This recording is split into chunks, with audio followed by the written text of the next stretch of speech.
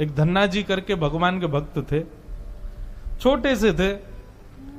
घर में संत आए, संत शालिग्राम भगवान की सेवा करते थे।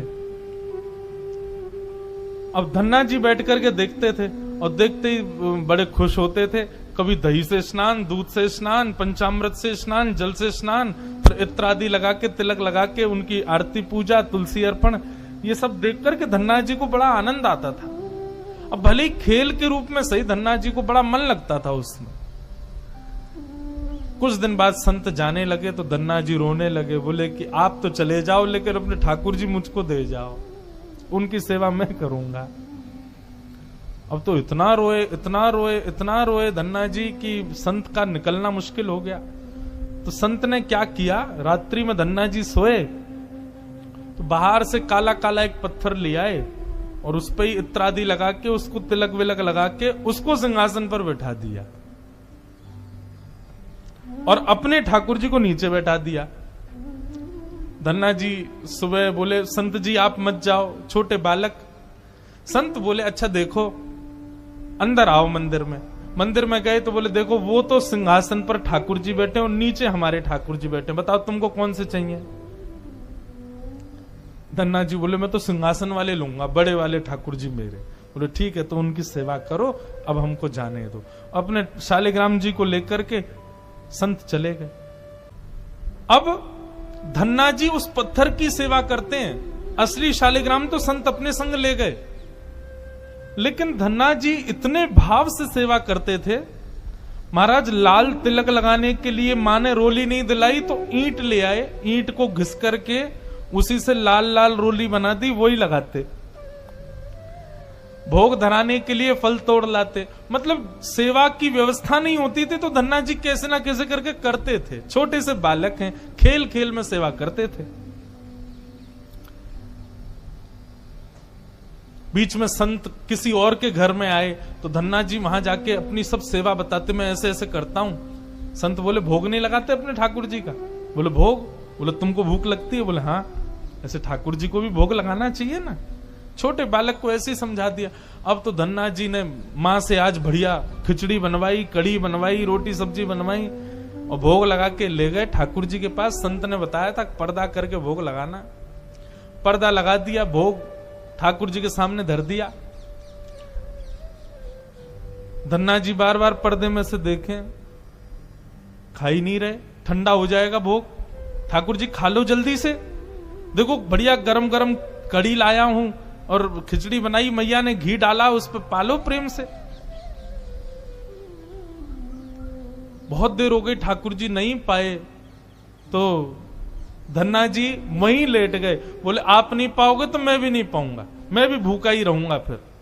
अब इतना सहज सरल प्रेम धन्ना जी का, भूखे प्यासे धन्ना जी पड़े हैं नीचे, छोटा सा बालक है, ठाकुर जी से देखा नहीं गया।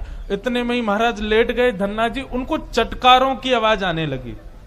चटकारे, जैसे कोई आदमी को ज्यादा स्वाद आए तो अपनी उंगलियां चाटता है ना, तो जब चट चट आवाज आती है चाटने पर, ऐसे चटकारों की आवाज आई।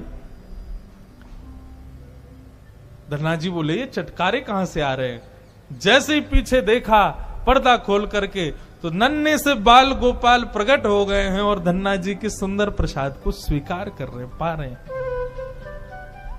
असली शालिग्राम नहीं थे धन्ना जी के, पत्थर की सेवा करते थे, लेकिन भाव और विश्वास इतना ठाकुर जी के प्रति, ठाकुर जी प्रकट हो गए। अब धन्ना जी थोड़े बड़े हो गए तो घर की गैयाएं चराने जाते थे और अपने ठाकुर जी को जेब में धर के ले जाते थे। और गैया जब चरती थी तो पेड़ के नीचे बैठ के ठाकुर जी को निकाल लेते और कहते ठाकुर जी अब कोई ना आए, प्रकट है जाओ। सो ठाकुर जी प्रकट हो जाते, धन्ना जी के साथ खूब लीला करते।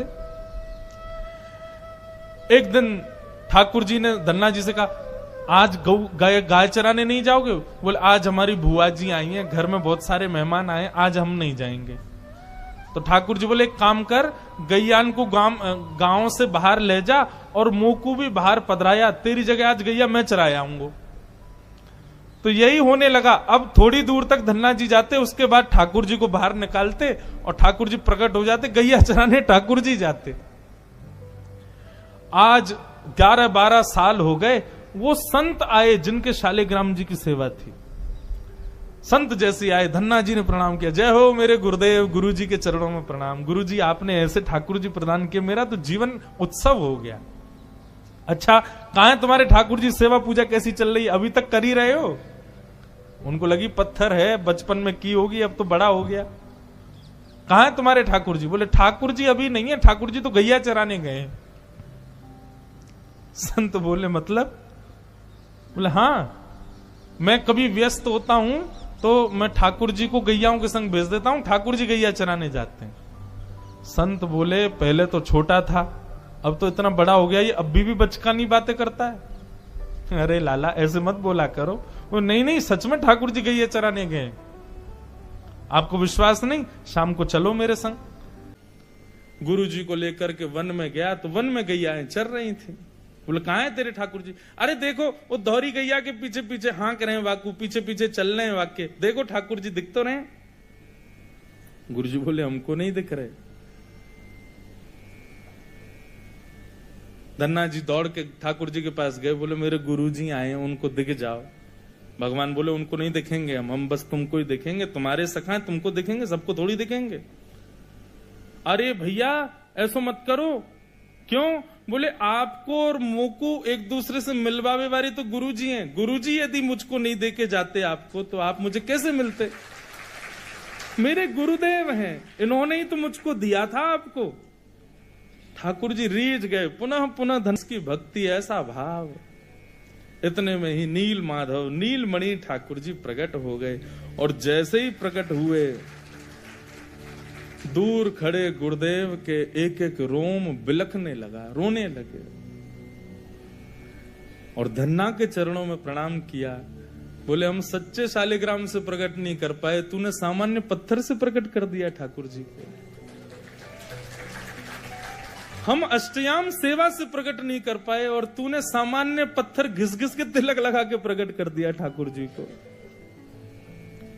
हम 56 भोग पधरा करके ठाकुर जी को प्रकट नहीं कर पाए, तू बेसर की रोटी खवा के ठाकुर जी को चटकारे दिलवाता है। हम यहां ठाकुर जी से प्रार्थना करते हैं, कभी त्रिभंग लली से सीधे लली भी बन जाओ, न पूरे दिन यूं ही खड़े रहो, दर्द है जाते हो, हाथ में ने हाथ सीधे कर लो। तू ठाकुर जी से गैया चरवा रहा है अपनी। धन्य है धन्ना तेरी भक्ति को।